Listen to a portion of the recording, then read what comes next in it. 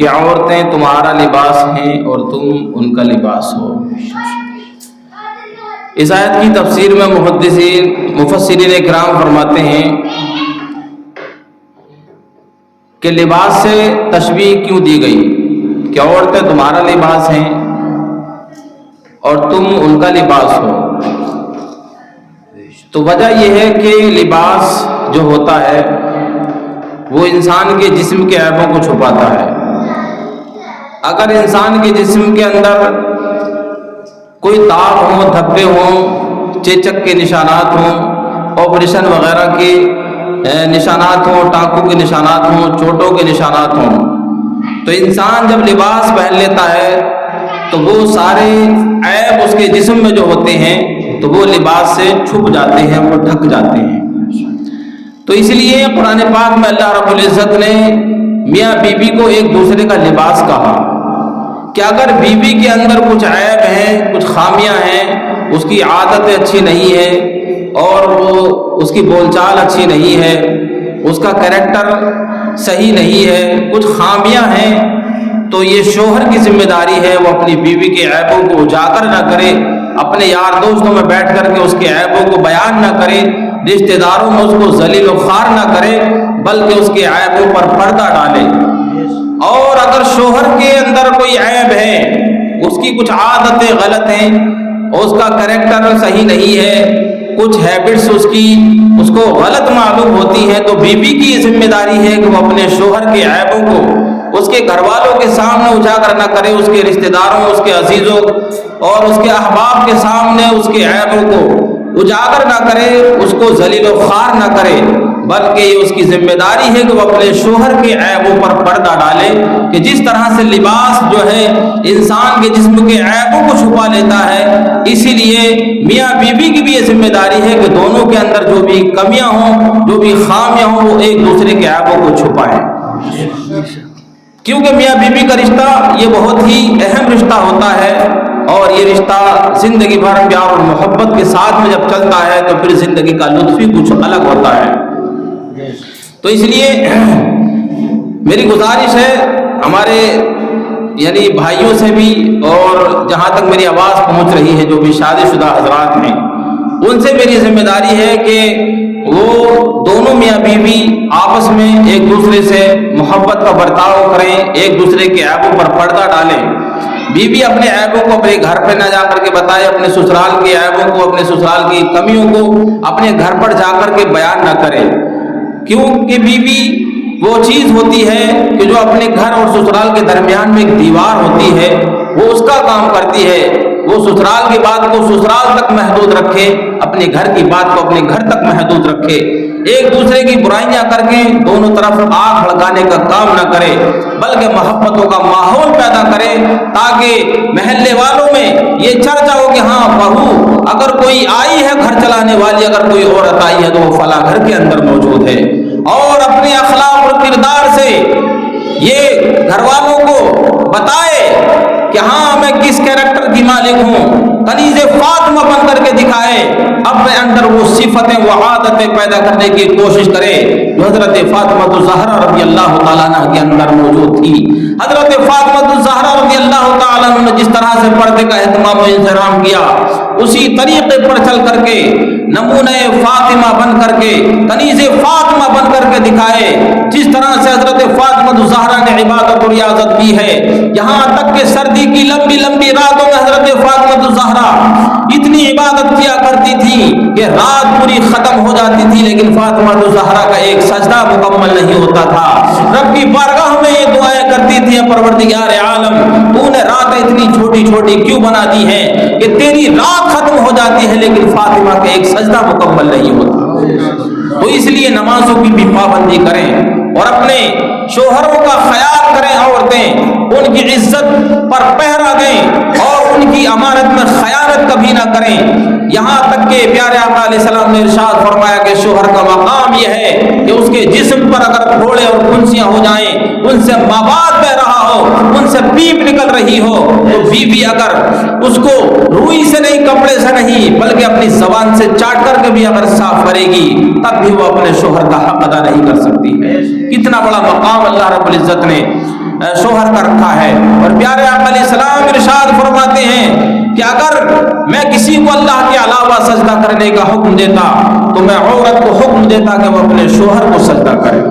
تو شوہر کا مقام بہت بلند ہے، تو بیوی اپنے شوہر کی عزت کرے، اور شوہر کی بھی ذمہ داری ہے کہ وہ اپنے بیوی کے حقوق کو اچھے طریقے سے ادا کرے، اس کو کسی طرح کی کوئی تکلیف نہ ہونے دے، اس کو کسی طرح کے تانے نہ دے۔ سسرال سے اگر جہیز کم ملا تو اسی لیے اس کو سسرال کے بہانہ لے کر کے اور اس کو تانے نہ دے کہ تیرے گھر سے یہ نہیں ملا وہ نہیں ملا، بلکہ اس کی عزت کرے، اس کا اکرام کرے، ایک دوسرے کا سمان میاں بیوی کریں، اور آپس میں لڑائی جھگڑوں سے بچیں۔ اور لڑائی جھگڑے سے بچنے کا ایک طریقہ علماء اکرام نے بیان فرمایا کہ میاں بیوی یہ دو گاڑی کے پہیے ہوتے ہیں، اور گاڑی دو پہیوں سے چلتی ہے، کم سے کم دو پہیے چاہیے، تو دو پہیے جب سلامت ہوتے ہیں تبھی گاڑی چلتی ہے۔ ایک پہیہ سلامت ہو، ایک پہیے میں ہوا نہیں ہے، پنچر ہو گیا، گاڑی نہیں چل پائے گی۔ ایک پہیہ نکال کر رکھ دیا، ایک پہیے سے گاڑی نہیں چل پائے گی۔ تو دو پہیوں پر گاڑی چلتی ہے، اور دونوں پہیے ٹھیک ٹھاک ہو، سلامت ہو، تبھی گاڑی صحیح چلے گی۔ ایک پہیے کے اندر ہوا فل ہے، ایک کے اندر کم ہے، تب بھی گاڑی صحیح نہیں چلے گی۔ تو میاں بیوی بھی زندگی کی گاڑی کے دو پہیے ہیں۔ اگر شوہر چاہے کہ میں بالکل بیوی کو دبا کے رکھوں، اپنے پیر کی جوتی بنا کے رکھوں، تو تب بھی زندگی کی گاڑی صحیح طریقے سے نہیں چل پائے گی۔ بیوی سوچے کہ میں شوہر کو جو اپنا غلام بنا کے رکھوں، میں اس کو دبا کے رکھوں، تو بھی زندگی کی گاڑی صحیح طریقے سے نہیں چل پائے گی۔ کبھی ایسا ہوگا کہ شوہر کو غصہ آئے گا تو بیوی کو سننا پڑے گا، اور کبھی ایسا بھی ہوگا کہ بیوی کو غصہ آئے گا تو شوہر کو بھی سننا پڑے گا۔ تو یہاں تک کہ یہ حدیثوں سے ہمیں ملتا ہے۔ پیارے آقا صلی اللہ تعالی علیہ وسلم نے ارشاد فرمایا کہ تم میں بہتر وہ ہے جو اپنے گھر والوں کے ساتھ میں اچھا ہے، جو اپنے گھر والوں کے ساتھ میں بہتر ہے۔ تو حضرات محترم، تو اس کا طریقہ یہ ہے، علماء اکرام بیان فرماتے ہیں کہ جب شوہر کو غصہ آئے، زندگی کو اچھے طریقے سے نبھانے کا طریقہ یہ ہے کہ میاں بیوی کے درمیان جھگڑا نہ ہو، فساد نہ ہو، بلکہ ماحول محبتوں کا چلتا رہے۔ تو طریقہ یہ ہے کہ میاں بیوی یہ عہد کریں کہ اگر میں کبھی کوئی غلطی کروں آپ ناراض ہوں گے، تو میری غلطی ہوگی تو میں آپ کو مناؤں گی، اور کبھی آپ کی غلطی ہوگی، آپ مجھ سے ناراض ہو گئے تو پھر آپ مجھے منائیں گے، غلطی آپ کی ہوگی۔ تو اس طریقے سے اگر محبت کا ماحول چلے گا تو لڑائی جھگڑے کا نمبر نہیں آئے گا۔ اور دوسری بات یہ کہ جب شوہر کو غصہ آئے تو بیوی خاموش ہو جائے، یہاں تک کہ سانس نہ نکالے، یعنی کوئی لوٹ کر کے اس کو جواب نہ دے۔ اور جب بیوی کو غصہ آئے تو شوہر خاموش ہو جائے اور بالکل سائلنٹ کا ماحول بنا لے، یا گھر سے نکل کے باہر چلا جائے۔ تو لڑائی جھگڑے کا ماحول گھر کے اندر کبھی زندگی میں نہیں ہو سکتا۔ یہاں تک کہ حضرات محترم، بات یہ ہے کیونکہ لائٹ جو جل رہی ہے، پنکھا چل رہا ہے، واشنگ مشین چلتی ہے، فریج کولر چلتے ہیں، تو ایک ٹھنڈا تار ہوتا ہے، گرم تار ہوتا ہے۔ تو ٹھنڈا تار الگ اور گرم تار الگ، تبھی سارا سسٹم صحیح چل رہا ہے، ساؤنڈ بج رہا ہے، تو ٹھنڈا الگ تار ہے، گرم الگ تار ہے، تبھی مائک بج رہا ہے۔ اور اگر دونوں تار ٹچ ہو گئے تو جو ٹھنڈا تار تھا وہ بھی گرم بن جائے گا۔ تو دونوں تار جب گرم ہوں گے تو کیا ہوگا؟ فالٹ ہو جائے گا۔ تو فالٹ ہوگا تو نہ مائک چلے گا، نہ لائٹ چلے گی، نہ واشنگ مشین چلے گی، نہ کولر چلے گا، نہ کوئی سسٹم لائٹ کا کچھ نہیں چل سکتا، کیونکہ دونوں تار آپس میں ٹچ ہو گئے، اور جو ٹھنڈا تار تھا وہ گرم سے مل گیا تو دونوں گرم ہو گئے، فالٹ ہو گیا۔ تو اسی طریقے سے اگر ادھر شوہر گرم ہے تو بیوی کی ذمہ داری ہے کہ وہ نرم پڑ جائے، وہ ٹھنڈے تار کا رول ادا کرے، تاکہ گھر کے اندر لڑائی جھگڑے کا ماحول پیدا نہ ہو۔ اور جب بیوی کو لگ رہا ہے کہ بیوی کے تیور چڑھے ہوئے ہیں، وہ گرم ہے، تو شوہر نرم پڑ جائے، خاموش ہو جائے، یہ ٹھنڈے والے تار کا رول ادا کرے۔ تو حضرات محترم، کبھی لڑائی جھگڑا نہیں ہو سکتا۔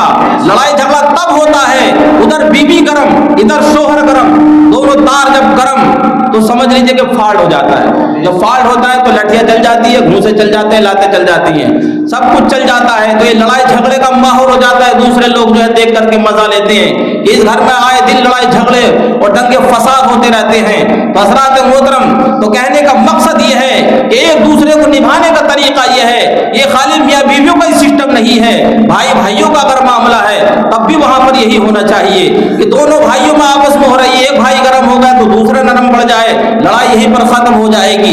एक पड़ोसी गर्म हो गया तो दूसरा नरम पड़ जाए, लड़ाई यहीं खत्म हो जाएगी। लड़ाई झगड़ों को मिटाने का फार्मूला ये है, एक को गुस्सा आ रहा है, वो जलाल में आ गया है, तो दूसरा नरम पड़ जाए, लड़ाई यहीं पर खत्म हो जाएगी। तो ये जिंदगी गुजारने का तरीका है। और दूसरी बात ये है कि घर के अंदर जब नई नई बहू आती हैं तो वहां पर भी शिकायतें, अभी चंद दिन पहले एक शिकायत हमारे पास वहां दिल्ली में आई, वो कि हमारी बहू काम नहीं कर रही है, हमारी बहू तो हमें टुकड़ा नहीं दे रही है, वो तो पड़ी रहती है, वो तो सोती रहती है। तो हमने समझाया कि शादी को कितने दिन हुए, तो उसने कहा कि अभी एक हफ्ता भी नहीं हुआ। मैं बोला ये आपकी गलती है, अभी एक हफ्ता नहीं गुजरा, कहाँ से शादी हुई? कि बिहार से। तो मैंने उनको समझाया कायदे से, वही मैं बताने की कोशिश कर रहा हूं जहां तक मेरी आवाज पहुंच रही है, कि नई नई जब बहू आती है तो उसने अपना घर बार छोड़ा, अपने भाई बहन छोड़े, अपना परिवार छोड़ा, अपना सब कुछ छोड़ा एक शौहर की खातिर। और वो जिस घर में आई है वो घर भी उसके लिए नया है और सारे घर वाले उसके लिए नए हैं, सास ससुर सब उसके लिए नए हैं। एक नया माहौल है, एक नई जिंदगी की शुरुआत उसने की है। तो जब कोई अपना घर छोड़ के किसी प्रदेश में जाता है तो उसका मन नहीं लगता, उसका खाने को मन नहीं करता, उसका अच्छे से जिंदगी गुजारने को मन नहीं करता, उसको अपने घर की याद सताती है, उसको अपने भाई बहनों की याद आती है, उसको अपने परिवार की याद आती है। तो वो उस फिक्र में रहती है, वो उसी चक्कर में वो ना तो कोई काम कर पाती है, ना ही अच्छे तरीके से खाना खा पाती है, ना वो अच्छे तरीके से जिंदगी गुजार पाती है। इधर घर वाले उस चीज को समझ नहीं पाते, वो इस चक्कर में रहते कि ये काम क्यों नहीं कर रही, ये काम क्यों नहीं कर रही। हजरात मोहतरम इसकी मिसाल एक बयान फरमाई कि जब एक शिकारी किसी चिड़िया को अपने जाल के अंदर फांसता है, उसको पिंजरे में डालता है, और जब पिंजरे में डालने के बाद में जब उसको घर लाता है, वो चिड़िया उसमें फड़फड़ाती है, चीखती है, चिल्लाती है, लेकिन शिकारी उसके चीखने और चिल्लाने को नहीं देखता है, उसके फड़फड़ाने को नहीं देखता है, उसको पिंजरा खोल कर उड़ा नहीं देता है तो यहाँ से परेशान कर रही है, इसको उड़ा दिया जाए। नहीं नहीं, ऐसा नहीं होता है, बल्कि शिकारी जानता है कि ये पहले अपने साथियों के साथ में जहां चाहती थी उड़ जाती थी, जिस शाख पर जाती थी बैठ जाती थी, जहां चाहती थी चहचहाती रहती थी। अब क्योंकि ये सब कुछ इसने छूट गया है, इसका गुलशन उजड़ गया है, इसका परिवार इससे छूट गया है, अभी उस परिवार से निकलकर अकेली इस पिंजरे के अंदर आई है, इसका मन नहीं लग रहा है, तो शिकारी क्या करता है? उसको दाना डालता है, शिकारी उसको पानी रखता है, उसका मन बहलाने की कोशिश करता है। चंद दिन गुजरते हैं, वही चिड़िया जो फड़फड़ा रही थी, वही चिड़िया जो चीख और चिल्ला रही थी, उसका मन नहीं लग रहा था, लेकिन अब वो मन लगने लगता है, उसका दिल बहलने लगता है। अब वो खुशी से चहचहाती भी है, वो नगमे गाती है, वो खाती भी है, वो पीती भी है, वो सब कुछ करती है, क्योंकि जब उस माहौल में ढल गई है, उसको मालूम है मुझे यहीं पर रहना है, मेरी जिंदगी अब यहीं पर गुजरेगी, इसी पिंजरे के अंदर गुजरना है। तो अब वो आराम से और शांति के साथ में सब कुछ करने लगती है, सब कुछ बर्दाश्त करने लगती है। इसी तरीके से जब कोई नई नवेली दुल्हन घर के अंदर आती है तो नया माहौल होता है, नए चेहरे उसके सामने होते हैं, उसको अपने परिवार के छूटने का भी गम होता है, उसकी सहेलियां उससे छूटी हैं, सब कुछ उसने छोड़ा है एक शोहर की खातिर। अब वो इस घर में आई है तो अभी उसका मन नहीं लगेगा, उसका दिल नहीं लगेगा, तो काम करने को भी मन नहीं करेगा। इसलिए घर वालों को उस पर परेशान नहीं डालना चाहिए कि तू ये कर, तू ये वो नहीं कर रही, ये नहीं कर रही, शिकायत नहीं करना चाहिए, बल्कि उसका मन बहलाने की कोशिश करना चाहिए। जब उसका इस घर के अंदर दिल लग जाएगा, मन बहल जाएगा, तो फिर कहने की जरूरत नहीं पड़ेगी कि तुझे ये करना है, तुझे वो करना है, वो खुद ही सब कुछ करने लग जाएगी। तो यहीं पर कुछ गलतियां घर वालों से हो जाती हैं कि वो जो है चाहते हैं कि वो आते ही जो है सारा काम काज करने लगे, तो ऐसा हरगिज नहीं करना चाहिए, बल्कि उसका मन बहलाने की कोशिश करना चाहिए, उसको समझाना चाहिए कि बेटी ये तुम्हारे लिए नहीं है, ये तो सभी को है। जो भी बेटी है उनको अपना घर बार छोड़ना पड़ता है, अपना सब कुछ त्याग दे करके अपने शोहर की खातिर घर छोड़ करके अपने शोहर के साथ में घर बसाना पड़ता है, इस जिंदगी की शुरुआत करना पड़ती है और उसी शोहर के साथ में वफादारी के साथ में जिंदगी गुजारना पड़ती है। वफादार बीवी अपने शोहर के साथ में जब जिंदगी गुजारती है, अचानक वो दुनिया से जब चली जाती है तो उस शोहर को चैन और करार नहीं आता है, वो हमेशा उसको याद करता रहता है। और जो बेवफा बीवी होती है उसका इंतकाल हो जाता है तो शोहर बड़े शुक्राने अदा करता है। तफसीर नईमी के अंदर हमने पढ़ा कारी साहब کہ ایک شوہر کی بیوی، یعنی ایک شوہر اس کی بیوی اتنا ستاتی تھی، اتنا پریشان کرتی تھی، جب اس کا انتقال ہو گیا تو بڑا خوشیاں اس نے منائی اور اللہ اللہ کہہ کے اس سے جان چھوٹی. لیکن اللہ اکبر کبیرہ، لوگوں نے اس سے کہا کہ بھائی اب دوسری شادی کر لو، دوسرا نکاح کر لو. اس نے منع کر دیا کہ میں ہرگز شادی نہیں کر سکتا. ارے بھائی کیوں؟ کہ اللہ اللہ کہہ کر تو اس سے جان چھوٹی ہے، اب وہ اس سے تیز مل گئی تو پھر کیا ہوگا؟ تو لوگوں نے کہا ارے بھائی کر لو، بہت فائدے ہیں، بیوی آپ کے ساتھ رہے گی، آپ کا ساتھ نبھائے گی، زندگی کے ساتھی ہے، پریشانی میں آپ کے کام آئے گی، تمہارے دکھ درد کو سمجھے گی. تو اس نے کہا کہ نہیں کرنا. لیکن اچانک ایک دن وہ سویا تو اس نے خواب میں کیا دیکھا کہ کچھ لوگ جو ہے آسمان کی طرف جا رہے ہیں، اور وہ کچھ لوگ کیا تھے؟ وہ فرشتے تھے، لوگوں کے اعمال لے کر کے جا رہے تھے. اور ایک فرشتے نے اس شخص کی طرف اشارہ کر کے کہا کہ یہ جو شخص ہے نا بہت ہی منحوس انسان ہے یہ. تو دوسرے نے کہا کہ بھائی کیوں منحوس کیوں ہے؟ کیا نا اب سے چند دن پہلے اس کے اعمال مجاہدوں کے ساتھ میں جاتے تھے، مجاہدوں کے اعمال کے ساتھ میں اس کے اعمال آسمان پر رب کی بارگاہ میں پیش ہوتے تھے، جاتے تھے. لیکن اب چند دن سے اس کے اعمال مجاہدوں کے ساتھ میں نہیں جا رہے ہیں، تو اس لیے بہت منحوس انسان ہو گیا. یہ جب منظر اس نے دیکھا خواب میں، جب بیدار ہوا تو یہ سمجھ گیا کہ ہاں کیا معاملہ تھا. یعنی جو میری بیوی تھی وہ بہت خطرناک تھی، مجھ پر برستی رہتی تھی، ٹینٹے کرتی رہتی تھی، میرا دماغ چاٹتی رہتی تھی، دماغ خراب کرتی رہتی تھی، میں برداشت کرتا تھا. تو اللہ رب العزت مجھے مجاہدوں کا ثواب عطا فرماتا تھا، تو وہی مجاہدوں کے ساتھ میں میرا ثواب رب کی بارگاہ میں پیش ہوتا تھا. لیکن اب اس کا انتقال ہو چکا ہے، اب مجھ پر برسنے والا کوئی رہا نہیں. تو میں اب وہ صبر جو کرتا تھا وہ صبر کا معاملہ بھی ختم ہو گیا. تو اس کو فوراً جو ہے دماغ میں اس کے بیٹھا کہ اب مجھے نکاح کرنا چاہیے. فوراً اس نے کہا کہ فوراً میرے بھائیو، میرے عزیزوں، میری تم سے گزارش، پہلے میں منع کر رہا تھا لیکن اب میں اپنی آنکھوں سے دیکھ چکا ہوں وہ منظر کہ میری بیوی جو بدمزاج تھی، مجھ کو ستاتی رہتی تھی، میں اس پر صبر کرتا تھا، تب میرا کیا مقام تھا، اور اس کا انتقال ہو چکا ہے تو اب میرا کیا حال ہے. اب مجھے فوراً میرا نکاح کراؤ. تو حضرات محترم، جب تک وہ انسان مرتے دم تک بھی بغیر نکاح کے نہیں رہا، بغیر نکاح کے نہیں رہا، تو کتنا بڑا مقام اور مرتبہ ملتا ہے کہ بیوی اگر مان لو تیز ہے اور بدمزاج اگر مل گئی ہے تو اس پر صبر کرنے کا کتنا بڑا اجر ہے. حضرات محترم، وہ اندازہ لگائیں کہ مجاہدوں کا ثواب اس شخص کو ملا کرتا ہے. تو اللہ تعالی ہم سب کو بھی عمل کی توفیق عطا فرمائے، اور مولا تعالی ہمارے گھروں میں امن اور سکون اور شانتی عطا فرمائے. مولا تعالی ہمارے گھروں کو امن کا گہوارہ بنائے، جنت کا نمونہ بنائے. اللہ تعالی ہم سب کو عمل کی توفیق عطا فرمائے. وآخر دعوانا الحمدللہ رب العالمین. کلمے کا ورد کیجیے، پڑھیے لا الہ الا اللہ محمد رسول اللہ.